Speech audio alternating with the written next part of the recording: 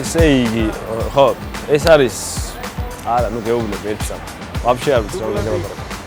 პირველი სცენარი, პირველი გადასაღები. ეხა გვაქვს პირველი სცენა, პირველი გადასაღები დღე არის და შემართება ძალიან ისეთი ოპტიმისტური, იმიტომ რომ გვინდა რომ გამოვიდეს ესეთი კლიპი რა, მგონი რომ